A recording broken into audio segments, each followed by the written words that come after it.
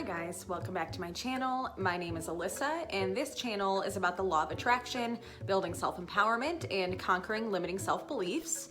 So don't forget to subscribe if you haven't already. Turn on your notifications by hitting that little bell icon, hit that like button, leave me a comment, and share this video if you find it useful. I'd really appreciate that. So I've been gradually practicing something called shadow work. And I say that I've gradually been practicing it because it can be very intense and it brings up a lot of unwanted emotions. So I'll explain what shadow work is, how to practice it, and my experience with it so far. So your shadow is the part of you or parts of you that you've hidden away from the world and yourself for one reason or another. And those sides have been lying dormant inside of us and becoming an unconscious aspect of our ego. To simplify, it's the darker parts of ourselves that we thought we weren't allowed to be, and aspects of ourselves that we've denied are a part of us. And we've spent X amount of time refusing to accept them. And these dark aspects can be different for everybody, but either way, we've labeled those as weaknesses inside of us. For some, this can be anger, it can be sadness, selfishness, and other skeletons in the proverbial closet. Really, it's things that we don't want to admit that are inside of us or are part of our personalities. We don't want people knowing about our insecurities, our hardships, our internal battles, so we hide them away, and this becomes our shadow. And these things are, for the most part, essential to the human experience. But we suppress and shove these things deep down like a bag of trash in a can that we're just not ready to take out yet. But no matter what, like that bag of trash, eventually all that garbage is gonna come to the surface, overflowing and coming out in less than ideal ways, possibly at very inconvenient times. And over time, it can become a problem that we have to deal with and possibly even take medication for. So the shadow and the term shadow work were coined by a Swiss psychologist from the 20th century named Carl Jung. And he believed in bringing out the shadow aspects of ourselves and finding a healthy balance between what we deem acceptable and not acceptable. So let's take anger, for instance. That's something that I've personally always viewed as negative or a weakness from when I was very young. So I wouldn't show my anger to others, I would just bury it and act like I was fine with everything. Well, when you do that for so long, eventually it will come out, and not always in very subtle ways. It'll eventually just sort of explode one fine day when you get slightly irritated with someone or some situation. But how does this happen? How is the shadow formed? Well, if you remember being younger or being a kid, we were not afraid to express our emotions, even those negative ones. Think of toddlers throwing temper tantrums. At least they're letting it out, right? We were completely, unapologetically ourselves. And it wasn't until we started growing up and getting exposed to society and what we're told is acceptable and not acceptable do we start hiding who we are, or at least what we perceive to be these negative aspects of ourselves. It doesn't always have to be something stemmed from childhood. It can be something from the past year, last month, last week. It can be a number of things. As we get older, we start developing this assumption that we're no longer susceptible to programming. But our subconscious minds work in very sneaky and pretty incredible ways. It's our survival mind, so it takes experiences that we've had, again, from any point in time, and it creates ways that it thinks that we should respond in given situations. And over time, we train our brains to reject certain responses. We refuse to let them out to play when we should, and they become reactions. Very big difference between responses and reactions. And again, these things will eventually come out, whether that be through breakdowns, panic attacks, bouts of depression, etc. Society puts a lot of pressure on us to do it all, and we feel like we can never not be okay. But it's okay for you to not be okay, okay? You have to let your emotions flow or they'll bottleneck, and when the pressure gets high, and it will, it'll explode.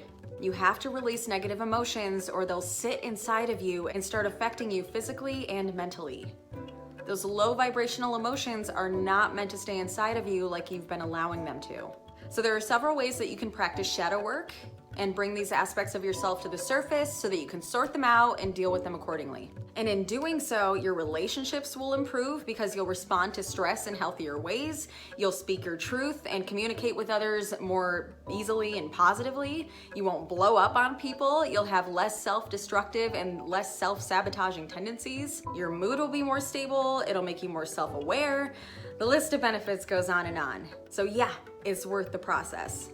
How I started the process of practicing shadow work is talking to my mom and my sister and getting a little bit deeper into what we've experienced when we were growing up. I plan on talking to my dad soon as well to get a clearer picture of what he was going through in his life as well during those times. But I just got a little more insight into certain experiences as a kid, and then I started writing down certain beliefs that I've had about myself, things that have limited my ability to thrive the way that I feel like I should have in life, whether that be dealing with money issues or relationship issues, specifically relationship issues, romantic or otherwise. And I also started writing down and journaling my emotional reactions to things, and I specified the circumstances under which I reacted. So I got a clearer picture of kind of how my brain works. Another way to practice shadow work is through meditation. A lot of people are afraid of meditation, mainly because they have trouble quieting their thoughts. But in this sense, you can actually use that to your advantage. By observing those racing thoughts, you can get a clearer picture of what exactly you may need to work on. What thoughts are consistently coming up that you don't want to face? Get to know yourself better by sitting in silence and letting these thoughts be. And through these processes, empathize with yourself. Understand that you're a human being with human emotions that were meant to be communicated in healthy ways so that you can thrive in your humanness. And also be proud that you're willing to bring these shadow aspects of yourself out to better your life, because it can be a scary process, seeing these undesirable sides of yourself. You might cry, you might get angry, you might want to chin check someone while bringing these things up to the surface, but understand that it needs to be done if you've been suppressing certain things for too long.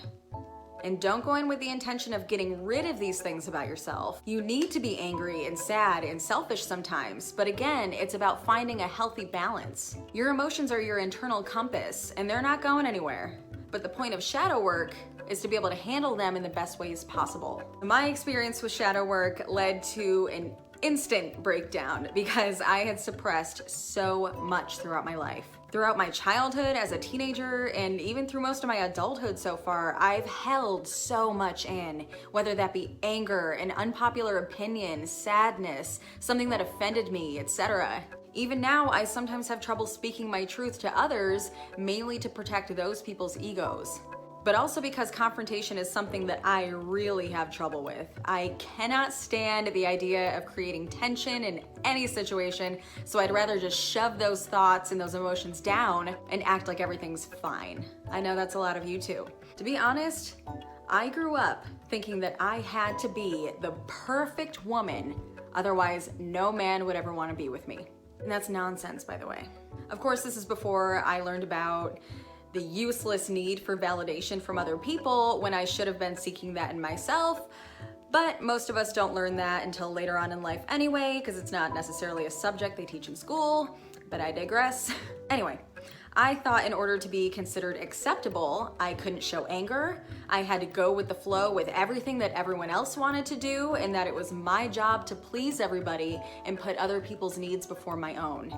I thought that I had to be happy all the time, which don't get me wrong, I'm naturally a happy, high vibe person, but I thought that that was my only option in order to be accepted by other people. So as a result, I worked for people who I let treat me like crap. I was in abusive relationships. I found myself attracting very angry people in my life, people who, little did I know, came into my reality as a reflection of the anger that I was suppressing. Because again, everything in our lives are mirror projections of what's going on inside of us. I also used to be about 40 pounds heavier than I am now up until a few years ago. I always struggled with dieting and constantly found myself trying different diet pills and other unhealthy ways of losing weight. I would look at other people who looked similar to me or heavier, and I thought they looked beautiful, but I couldn't see that beauty in myself. And without going into too much detail, there were certain experiences as a kid where I found myself not wanting to even be looked at, especially by men or boys, whatever. There were certain things that made me subconsciously think that men only looked at me as an object. And again, I had my reasons for this. I don't want to go into those reasons, but I believe that my subconscious latched on to this idea and kept me in habits like overeating or not eating healthily and not exercising, things that kept that extra weight on me because I didn't want to be looked at in certain ways. Again, this was subconscious. I didn't know what was happening. So because of that extra weight that I was carrying, I hid my body away. You guys, I swear I would wear sweatshirts that were men's size, double XL. and oversized sweatpants all throughout high school. And even a few years after that, in order to hide the body that I hated so much. It affected me in a lot of ways. I didn't have a social life. I didn't have boyfriends. I didn't go to prom, homecoming, nothing like that. I never dated. I just went home after school and hid away from everybody. So when I started my shadow work and came to that realization, I was in meditation. And that shadow aspect of me sort of came out as a separate entity. And I started bawling instantly because the shadow part of me was so angry and it was upsetting. It was a subconscious part of me, of course, but it was telling me things like, how dare you? I was protecting you all those years because of the beliefs that you had, and you hid your body away. You hid me away. I was keeping you safe and you hated me. It felt like my teenage self was coming out to yell at me and make me feel guilty about all those years of hiding. And all I could think to say was, I'm sorry. I'm so sorry, and I love you now. You were serving a false belief that I had, and I hated you. And I'm so sorry, and I love you. It was really intense. So this is called a practice for a reason. It was intense, and it may be overwhelming and scary. But to better your life, you do need to bring that shadow out and essentially send it love. Accept it. Be unapologetically you and start loving yourself for everything that you are so that you can start thriving in this beautiful, crazy life. You deserve it. And that is all I have for you guys on shadow work for today. I know it was kind of a lot. It was kind of out there. But I sincerely hope that it was helpful, and I hope that you're inspired to start your own shadow work journey. And of course, I'll be keeping you guys posted with my own journey as well. But I love you guys all so, so much. Don't forget to subscribe, hit that bell icon, share this video if you think it could help other people, like it if you liked it, and leave me a comment with any questions or anything that you'd like to add. But thank you guys so, so much for watching today. Please be safe, much love, and I'll see you next time.